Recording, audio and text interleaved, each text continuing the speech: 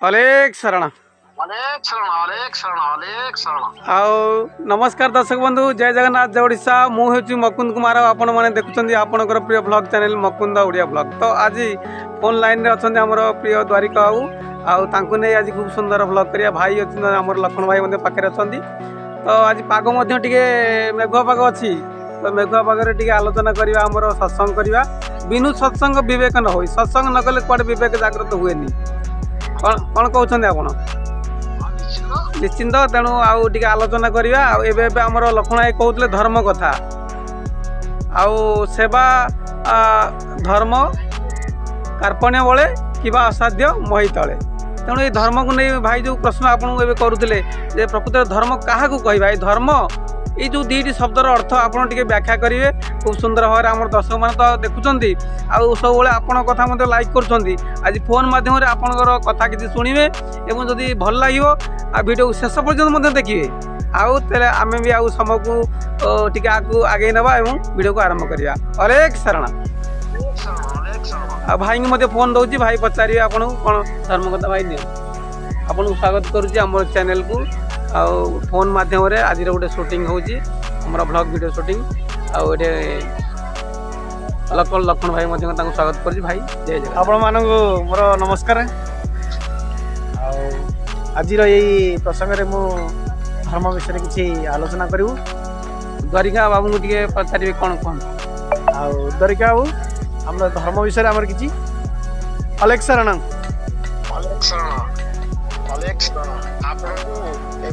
दर्शक बंधु जगत भक्त समस्त साधु सन्त सुज्ञानी पंडित समस्त अनंत कोटि प्रणाम।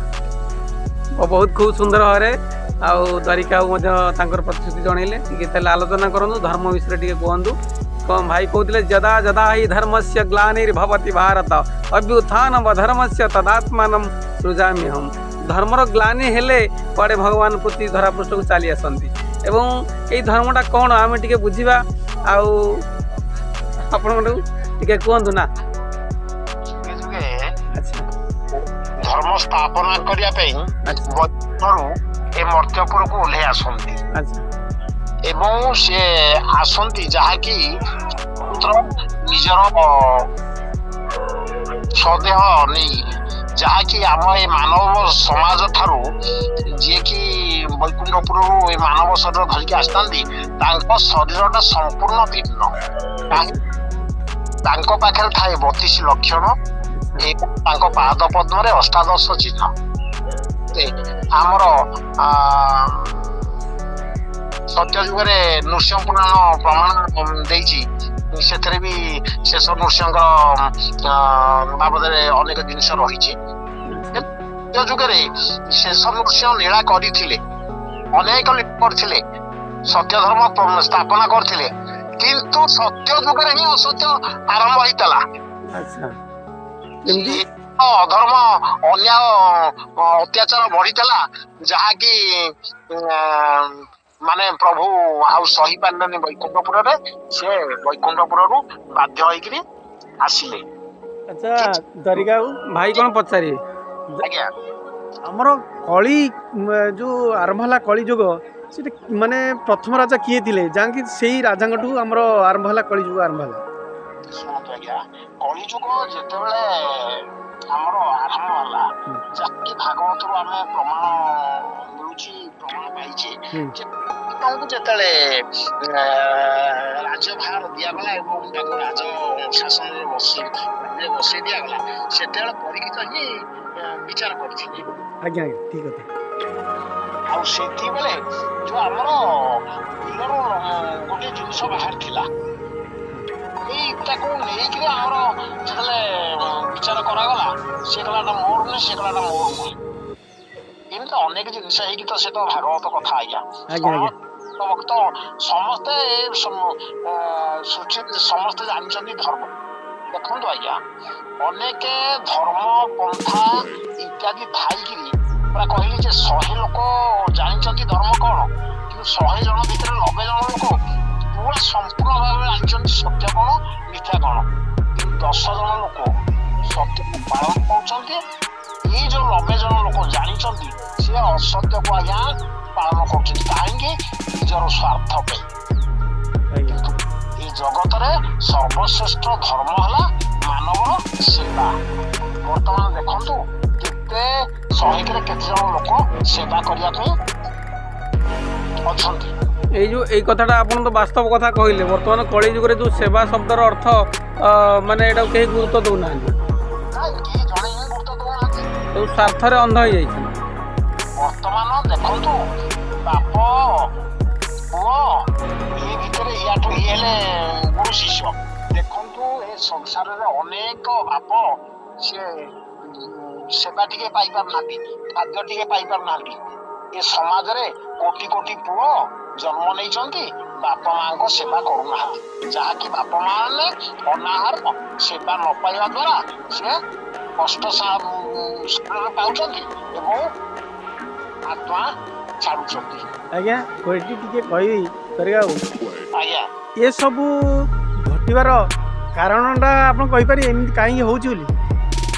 ଇଏ ପୁରା ହେଲା ବର୍ତ୍ତମାନ କାରଣ ହେଲା ଏଇଆ ଯେ ଏ ସମାଜରେ ଏମିତି କଳଙ୍କ ବଢିଗଲାଣି କେବଳ ହିଁ ନାରୀ ଯୋଗାଏ। ଆଜ୍ଞା ନାରୀ ଆଜ୍ଞା ଆଚ୍ଛା ଆଚ୍ଛା ଟିକେ ବିସ୍ତୀର୍ଣ୍ଣ ଭାବରେ କୁହନ୍ତୁ କ'ଣ କେମିତି କାହିଁକି ନାରୀକି ଆପଣ ଦୋଷ ଆପଣ ତ ନାରୀ କଥା କହୁଛନ୍ତି, ମୁଁ ବି ଗୋଟେ କିଛି କାରଣ ଦେବି। ଆପଣ ଦେବି ନା ଆପଣ ଦେବେ ଆଗ? ଆପଣ ଦିଅନ୍ତୁ। ଠିକ୍ ଅଛି, ମୋର କହିବା କଥା ହେଉଛି ଆମର ମୋହତା ବଢ଼ିଯାଇଛି। ଗୋଟେ ଜିନିଷ ମୋହ, ବହୁତ ମୋହ ବଢ଼ିଯାଇଛି। ଯିଏ ପ୍ରତ୍ୟେକ ଜିନିଷ ଏଇନେ ବର୍ତ୍ତମାନ ଆମେ ଅର୍ଥଗାମୀ ଯେଉଁ ଅର୍ଥ ଆମେ ଉପରେ ବହୁତ ମୋହ ଦେଉଛନ୍ତି। ଆଜ୍ଞା ପ୍ରତ୍ୟେକ ସାରା ପୃଥିବୀ କଥା କହୁଛି, ପୃଥିବୀ ଏମିତି ଭାବରେ ମୋହଗ୍ରସ୍ତ ହେଇଯାନ୍ତି, ଅର୍ଥ ଲୋଭୀ ହେଇଯାଇଛି ସବୁ। କୌଣସି ଉପାୟରେ ହଉନା କାହିଁକି ମୁଁ ଅର୍ଥରେ ଅମିର ହେଇଯିବି, ଧନୀ ହେଇଯିବି। ସେ ସାଧୁ ହଉ, ସନ୍ଥ ହଉ, ବା ସେ ସନ୍ଥ ମାର୍ଗ ଗଲେ ବି ସେ ପଇସା ଉପରେ ଲୋଭର ମୋହଟା ରହୁଛି। ଆଜ୍ଞା ସେଇ ମୋହତା ହେତୁ କ'ଣ ଘଟିଥିଲା ଆପଣଙ୍କୁ ଟିକେ ମୁଁ କହିଦେଉଛି। ମହାଭାରତ ଆଡ଼କୁ ଚାଲନ୍ତୁ। ଆଜ୍ଞା ଯେ ଯଦି ଧୃତରାଷ୍ଟ୍ର ଯେଉଁ ଆମର ତାଙ୍କ ପୁତ୍ର ଯିଏ ଥିଲେ କି ଦୁର୍ଯ୍ୟୋଧନ, ସେ ଏତେ ଦୁର୍ଯ୍ୟୋଧନ ପ୍ରତି ଏତେ ମୋହ ହେଇଯାଇଥିଲେ ଯେ ତାଙ୍କ ଆଗରେ ସବୁ ଅନ୍ୟାୟ ଅତ୍ୟାଚାର ହେଉଥିଲା, ସେଟାକୁ ସେ ବରଦାସ୍ତ କରୁଥିଲେ। କିଏ? ଯେଉଁ ଧୃତରାଷ୍ଟ୍ର। ସେ କେବେ କହିପାରୁନଥିଲେ ଯେ ମୋ ପୁଅଟା ଏଟା ଅନ୍ୟାୟ କରୁଥିଲେ ବା ଅତ୍ୟାଚାର କରୁଥିଲେ। କାହିଁକି କହିପାରୁନଥିଲେ? ଯେ ଦୁର୍ଯ୍ୟୋଧନ ତାଙ୍କର ମୋହ ଥିଲା, ଏତେ ମୋହ ଥିଲା ଯେ ତାଙ୍କୁ ଜଣା ପଡ଼ୁନଥିଲା ଯେ ମୋ ପୁଅ ଏଟା ସବୁ ଅନ୍ୟାୟ କରୁଛନ୍ତି ବୋଲି। ତେଣୁ ଇଏ ହେଲା ଏକ ପ୍ରକାର ମୋହ। ଆଉ ଗୋଟେ ମୋହ ଥିଲା ଦୁର୍ଯ୍ୟୋଧନର, ସିଏ ତାର ଧନ ପ୍ରତି ଏତେ ମୋହ ଥିଲା ଯେ ନିଜେ ଭଗବାନ କୃଷ୍ଣ ଯାଇ ପାଣ୍ଡବ ପାଇଁ 5 ଖଣ୍ଡି ଗ୍ରାମ ମାଗିଲେ। ସେ 5 ଖଣ୍ଡି ଗ୍ରାମ ଦେବା ତଳେ ସିଏ କହିଲା ଯେ ଛୁଞ୍ଚି ଅଗ୍ରେ ମୁଁ ଦେବିନି। ତେଣୁ ଧନ ପ୍ରତି କେତେ ମୋହ ତାର ଅଛି। ସେଇ ମୋହଟା ହେତୁ ସେ ଏତେ ମୋହ ଥିଲା ଯେ ତେଣୁ ସେ ଭଗବାନଙ୍କୁ ବି ଚିହ୍ନି ପାରିଲାନି। ଚିନ୍ତା କରନ୍ତୁ। ତେଣୁ ସେଇ ମୋହଟା ଆସିବା ହେତୁ କ'ଣ ହେଲା ପରିଣତି ଦେଖନ୍ତୁ, ସେଇ ମହାଭାରତରେ ସବୁ ଲୀନ ହେଇଗଲା ଏ ମୋହ। ତେଣୁ ଧୃତରାଷ୍ଟ୍ର ଯେଉଁ ମୋହ କଲା ସେ ମୋହଟା ପାଇପାରିଲା କି ଦୁର୍ଯ୍ୟୋଧନ ଯେଉଁ ମୋହ କଲା ସେ ମୋହ ପାଇପାରିଲା କି? ତେଣୁ ମୋହରେ ସବୁ ମାନେ ହେଇଗଲେ, ତାଙ୍କ ପୁରା ଛାନ ଖାନ ହେଇଗଲା। ତ ଲକ୍ଷ୍ମଣ ଭାଇ ଯେଉଁ କଥା କହିଲେ, ଆମର ମହାଭାରତ ଯେଉଁ ଉଦାହରଣଟା ଖୁବ୍ ସୁନ୍ଦର ଭାବରେ ଦେଲେ, ଧୃତରାଷ୍ଟ୍ର କଥା, ଦୁର୍ଯ୍ୟୋଧନ କଥା ମଧ୍ୟ ବାସ୍ତବଟା ଉପଯୋଗୀ ହେଇଛି। ଆଉ ଆପଣ ଯେଉଁ କଥା କହିଲେ, ନାରୀ କଥା କହିଲେ, ନାରୀ ଯେଉଁ କେମିତି ଆମର ଧର୍ମ ବିରୋଧ ବର୍ତ୍ତମାନ ଚାଲିଛି, ଆପଣ ଟିକେ ଉଦାହରଣ ଦେଇ କହିବେ କି? କୁହନ୍ତୁ। ସମାଜରେ ମାତୃଭକ୍ତି ଏବଂ ଯିଏକି ଯାହା ପାଖରେ ମାତୃତ୍ୱ ରହିଛି ସେ ମା ହେଲା ଯୁଗ ଯୁଗ ଶ୍ରେଷ୍ଠ ଏବଂ ଏଇ ମାକୁ ନେଇକିରି ଏ ସୃଷ୍ଟି ତିଆରି, ବୁଝିପାରିଲେ କି? କିନ୍ତୁ ସନ୍ଥ କବି ଭୀମ ଭୋଇ ଲେଖିଛନ୍ତି ଯେ କଳି ଯୁଗରେ ଗୃହ କରିବାକୁ ଲେଖୁ ନାହିଁ 4 ବେଦ, କଳି ଯୁଗ ନାରୀ ମାନକୁ ଛୁଇଁଲେ ଆଇ ଥାଉ ଥାଉ ବଧ, ନାରୀ ନୁହନ୍ତି ସେ ନାଗୁରୀ ସମାନେ ଜିଅନ୍ତା ଭାବନା ଭୂତ। ଦେଖନ୍ତୁ ଆଜ୍ଞା, ଏ ସମାଜରେ ଆମର ଜଣେ ସତୀ ବୋଲି ନାରୀ ଆମେ ବର୍ତ୍ତମାନ ପାଇପାରୁନେ। କାହିଁକି? ଯିଏକି ପ୍ରତିବର୍ତ୍ତା ନାରୀ ନିଜର ପତିକି ସେବା କରିବ ଏବଂ ପୂଜା କରିବ। ତାର ଇଷ୍ଟ କିଏ ହେଲେ? ତାର ଇଷ୍ଟ ହେଲେ ଯିଏକି ପିତାମାତା ଏବଂ ଶାଶୁ ଶ୍ୱଶୁର। ତାଙ୍କର ସେବା ପୂଜା କରିବାକୁ ଏ ସମାଜରେ ଆମର ଅନେକ ଯୋଉମାନେ ନାରୀ ସେମାନେ ମାତୃତ୍ୱ ପାଇବାକୁ ତାଙ୍କର ଯୋଗ୍ୟତା ରହୁନାହିଁ। ଏ ସମାଜରେ ସେମାନେ ଏତେ ଅସାମାଜିକ କାମ କରୁଛନ୍ତି ଯାହାଦ୍ୱାରା କି ଏ ସୃଷ୍ଟି ଧ୍ୱଂସ ହବା ଉପରେ ବସିଲାଣି। ଦେଖନ୍ତୁ ଆଜ୍ଞା, ଏ କଥା ଇଏ ତ ଆମ ମନ ଗଢା କଥା ନୁହେଁ କି ଜଗତରେ ମା ଯିଏକି ନାରୀ ତାକୁ ଆମେ ଅସମ୍ମାନ କରୁନେ। ସେଇ ମା ଠୁ ଆମେ ଜନ୍ମ ନେଇଛେ ନା, ଜଣେ ମା ଆମକୁ ଜନ୍ମ ଦେଇଛି। ହଁ ସେ ସେ ଆମର ଗୋଟେ ଥାଏ ଆଜ୍ଞା, ତୃତୀୟ କ୍ଲାସରେ ସେତେବେଳେ ଥିଲା ଯେ ମାନାମ ମଧୁର ଅତି ଅମୃତ ସମାନ, ମାନାମେ ଶୀତଳ ହେଉ ମୋହର ପରାଣ। ହୁଁ ଆଉ କଣ କହିବି, କେବଳ ଯିଏ ମାତୃତ୍ୱ ପାଇଛନ୍ତି, ମା ହବାକୁ ଯାହାଙ୍କର ଯୋଗ୍ୟତା ରହିଛି ଏ ସମାଜରେ, ସେ ଯଦି କାହାର ସେବା କରୁଥାନ୍ତି ତାହେଲେ ସିଏ ହିଁ ସତୀ ନାରୀ। ତ ଏଇଟା ବାସ୍ତବ କଥା ଆପଣ କହିଲେ, ଯେଉଁ ନାରୀ ଧର୍ମର ଏଇ ଯେଉଁଟା ମାତୃତ୍ୱ ଶକ୍ତି କଥାଟା ଆପଣ କହିଲେ। କିନ୍ତୁ ଦେଖନ୍ତୁ ଆମର ରାମାୟଣରେ ସୀତାଙ୍କ ପାଇଁ ହେଲା ରାମାୟଣ, ମହାଭାରତରେ ଦ୍ରୌପଦୀଙ୍କ ପାଇଁ ହେଲା ମଧ୍ୟ ମହାଭାରତ। ଏମିତି କଳିଯୁଗରେ କ'ଣ ଏମିତି କିଛି ଚରିତ୍ର କାହାର ନେଇକି ଏମିତି ହେବ କି? ଏଇଟା କ'ଣ ଆମେ ବ୍ୟାଖ୍ୟା କରିପାରିବା କଥାଟାକୁ? ତ ବର୍ତ୍ତମାନ ହଜାର ହଜାର କୋଟି କୋଟି ବର୍ତ୍ତମାନ ଦେଖନ୍ତୁ ଏ ସମାଜରେ ଯୋଉମାନେ କି ଅସାମାଜିକ କାମ କରୁଛନ୍ତି, ନିଜର ପରମ୍ପରା, ନିଜର ପିତାମାତାଙ୍କର ବାକ୍ୟ ତାକୁ ଅମାନ୍ୟ କରିକି ନିଜେ ମାନେ ବିଭାଘର ହେଇଯାଉଛନ୍ତି। ହେଲେ ଗୋଟେ ବେଦ ମତରେ ବିଭାଘର ହୁଅନ୍ତେ ସଂସ୍କାର ଆଣିକିରି, ନାହିଁ। ଇଏ ବର୍ତ୍ତମାନ ଜଣେ ଜଣଙ୍କୁ ଦେଖିଲା, ଭେଟିଲା, ଇଏ ଅସାମାଜିକ କାମ କରିକିରି ସେ ତାଙ୍କ ସହିତ ମିଶି ଯାଉଛନ୍ତି। ଆଉ ମିଶିଗଲା ପରେ ଆଉ କୋଉ ବେଦ କି ନିର୍ବେଦରେ ତାଙ୍କୁ ପ୍ରତିଷ୍ଠିତ କରିକି ବାହାଘର କରିବା ପାଇଁ ଆଉ ନାହିଁ ତ କିଛି। ସେମାନେ ତ ହେଇଗଲେ ଅସାମାଜିକ। ସେଇଥିପାଇଁ ତାଙ୍କ କୁଳରୁ ଯୋଉମାନେ ଜାତ ହଉଛନ୍ତି ସେମାନେ ହେଲେ କଣ, ବର୍ଣ୍ଣସଙ୍କର। ବଣସଙ୍କର ଅସତ୍ୟ। ଯେହେତୁ ଅସତ୍ୟ ଜନ୍ମ ହେଲେ ଏ ସୃଷ୍ଟି ସାରା ସେମାନେ ଅସତ୍ୟ ପ୍ରଚାର କରିବେ, ଅସତ୍ୟ ବିଚାର କରିବେ। ଆଉ ସତ୍ୟ ଆସିବ କୋଉଠୁ? ନିହାତି ତ ଖୁବ୍ ସୁନ୍ଦର ଭାବରେ ଆପଣ ତ ଭାଇ ବି କହିଲେ, ତାଙ୍କ କଥା ରଖିଲେ, ଆପଣ ବି ଆପଣଙ୍କ କଥା ରଖିଲେ। ଆଉ ଏଇଭଳିଆ ମଧ୍ୟ ସୁନ୍ଦର ଟପିକ୍ ଆମର ଆଲୋଚନା ଆଜି ହେଲା। ତ ଦର୍ଶକମାନଙ୍କୁ ଏଇ ଆଲୋଚନା କେମିତି ଲାଗିଥିବ, ନିହାତି ଭଲ ଲାଗିଥିବ। ଆଉ ଯେଉଁମାନଙ୍କୁ ଭଲ ଲାଗିଥିବ ସେମାନେ ନିହାତି ଗୋଟେ କମେଣ୍ଟ କରିବେ, ଆଉ ଲାଇକ୍ ମଧ୍ୟ କରିବେ। ସେଇଥିପାଇଁ ଆଚ୍ଛା ଆମର ଯିଏକି ମହିମା ସ୍ୱାମୀଙ୍କର ଜଣେ ଗହଣିଆ ଭକ୍ତ, ଆଚ୍ଛା ସିଏ ଲେଖିଛନ୍ତି, ହଁ ପାଇପଣ ଧନ ହେବେ ହତ ଜ୍ଞାନ, ଅତିଥିଙ୍କୁ ଦେବେ ମାଡ଼ ସେ, କାଳେ ରାହୁ ଘୋଟିବ ସୂର୍ଯ୍ୟ ମଣ୍ଡଳେ ସେ, କାଳେ। ବର୍ତ୍ତମାନ ରାହୁ ସୂର୍ଯ୍ୟ ମଣ୍ଡଳରେ ଘଟୁଛି। ଏଇ ସମୟ ତ ହେଇଗଲା ନିକଟ ନା।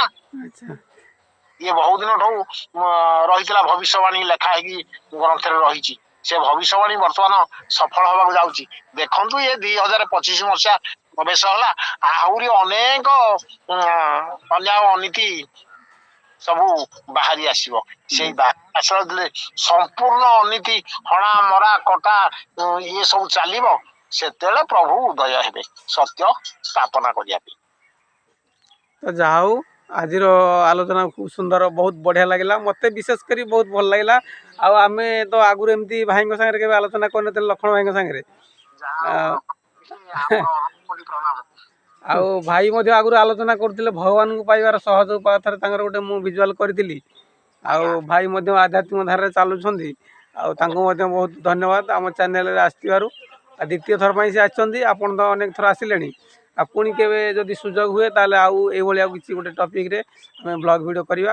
ତ ଦର୍ଶକମାନଙ୍କୁ ମଧ୍ୟ ଧନ୍ୟବାଦ ଦେବା, ସେମାନେ ଯାହା ହଉ ଏପର୍ଯ୍ୟନ୍ତ ଆମର ଭିଡ଼ିଓ ଦେଖୁଛନ୍ତି। ଆଉ ତାହେଲେ ଭିଡ଼ିଓକୁ ଏଇଠି ରଖିବା, ପୁଣି ଦେଖା ହେବ ଏଇଭଳିଆ ଗୋଟେ ସୁନ୍ଦର ବ୍ଲଗ୍ରେ। ତ ସେଇ ପର୍ଯ୍ୟନ୍ତ ବାଣୀକି ଏଇଠି ବିରାମ ଦେବା। ଆଉ ଅଲେଖ ଶରଣ। ଅନେକ ଅନେକ ଶରଣ। ଅଲେଖ ଶରଣ, ଅଲେଖ ଶରଣ। ଶରଣ।